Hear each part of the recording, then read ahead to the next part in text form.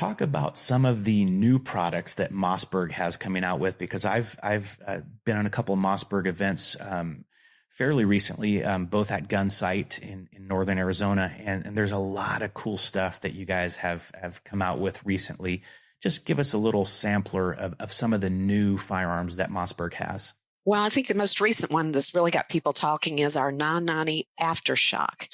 And so listeners might be familiar with the Shockwave, which was based on our pump action. It's considered a firearm, even though it's based on a pump action shotgun. And the reason for that is it can't be shoulder mounted and it's over 26 inches long. So it's not like a concealable. It's not a short barrel shotgun. So it fits in a little niche that is considered another weapon or firearm. And of course, the pump action is great, but everybody's been asking for a semi-auto for less recoil. So we just announced that a couple of weeks ago, and it's already really just taking off. I mean, the beauty of it is this has a new gas system, so everything is forward in the forend, which is not typical in a lot of semi-auto shotguns. So that allows us the versatility of doing different things on the back end. So currently, the 990 Aftershock has more of that bird's head grip. Its short barrel is ideal, I think, for home defense. It's got a little 14-inch barrel, but also if you're more mobile, like maybe boat or camping or backpacking, it'd be very easy to put in your pack. So it's just a great home defense gun, not to mention it's just really cool and people just say, I've got to have one just because it's fun to shoot. Yeah. I had it at a range event recently and it was so funny. People would empty it so quickly and they'd turn around and it was just this huge smile on their face. And they're like, I've got to have one and can I shoot it again? That's really, exciting news for everybody. But I'm interested to see where we go with it too, because this platform will just open up the door for a lot of other opportunities.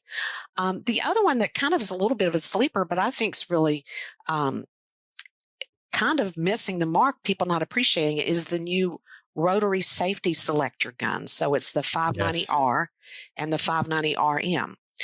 These are both pump action shotguns. One's tube fed, one's magazine fed. But the beauty of them, they're pistol grip and they have an AR style safety. So one of the problems with a pistol grip and our standard safety is you have to break your grip. Yes. And to move the operate the safety. And that's never ideal in a defensive situation or even in a hunting situation. But also I think about training. And so many people now have trained on AR type platforms. That is a natural transition if your shotgun operates in a similar manner. We originally developed for military purposes, but we began to realize that it made a lot of sense for the consumer market too. As I said, not have to worry too much about cross training and just it really maximizes the ability to use a pistol grip firearm. Yeah. Yeah. You're hitting on an excellent point. I love the Tang safety. I just love it, but it does kind of suck with a pistol grip because you do have to break that grip. So this is a very clever way to kind of combine those two.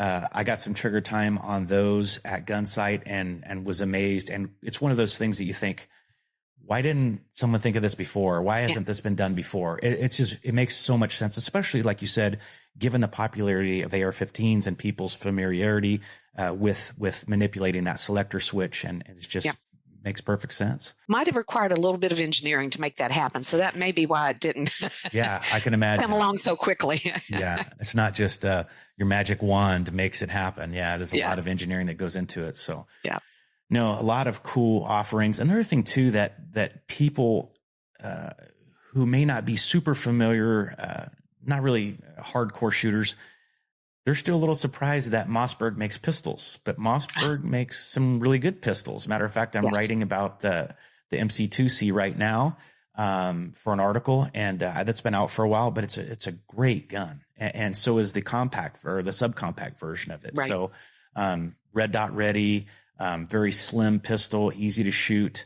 Talk a little bit about Mossberg's handgun offerings. Yeah, and you mentioned a good point. And I think part of the struggle is Mossberg is, for over 100 years, has been known as a shotgun company. So I even run into people that like, you make rifles? And I'm like, oh, yeah, we make rifles and handguns. But, We did a lot of research, and obviously if we came out with a pistol, we knew we had to do it right. And that's one of the things I'll credit Mossberg for doing. I mean, we just didn't jump into the handgun market. We did our research, really looked at all the features that people wanted in a handgun. And 9mm and a concealable were the most popular at the time. So we do have the compact and subcompact. Double stack magazines, you get capacities of like 14 and 16, and I think 11 and 13. But so capacities, usually one of the things people gripe about with pistols too.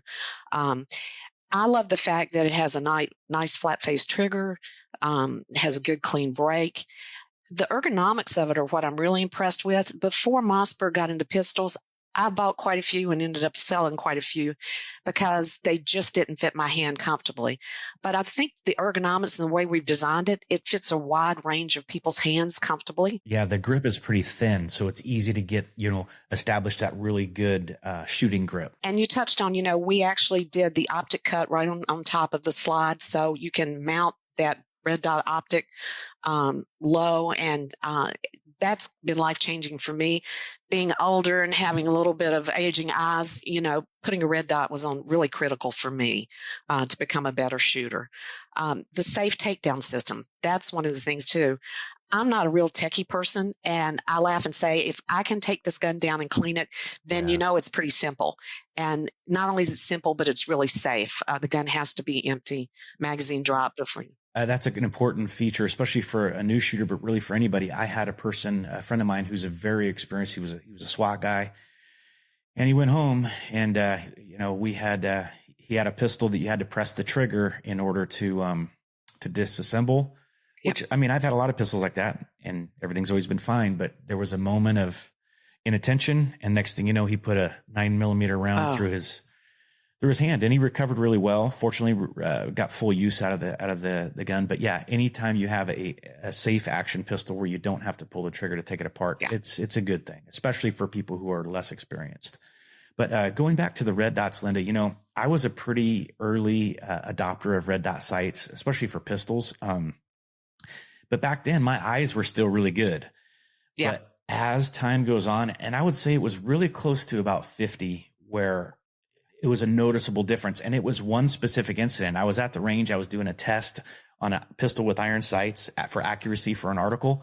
And I'm like, what is going on? And then I would put my glasses on, and now I could see the sights, but not the target. And so it's difficult. But with a red dot, it just makes things so much easier.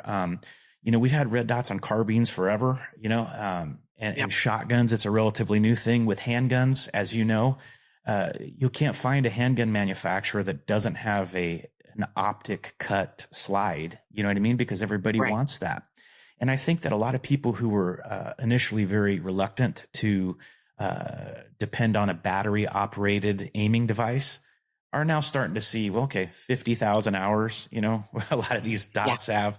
So it's not like it's going to go out every week. I mean, if you change it every year on your birthday, swap the batteries out, you're probably good to go. Yeah. But yeah, I just think it's such an intuitive way to aim. And I still think it's important that you're able to use, traditional sights. It's good to have that both as a backup and just to have that knowledge, because you may find yourself shooting a gun at one point that doesn't have a red dot. So it's kind of like being able to drive a stick shift, right? Yes. There's not many of them, but it's a good skill to have. Right. So yeah, very cool. But you make a good point. That is one thing about the MC2. Actually, you can still co-witness. You have the sight on, the red dot sight. You can still use the gun's sights through the window of the red dot, co-witness. So yeah, that's great. If the sight should go down, you still have the ability to use your sights.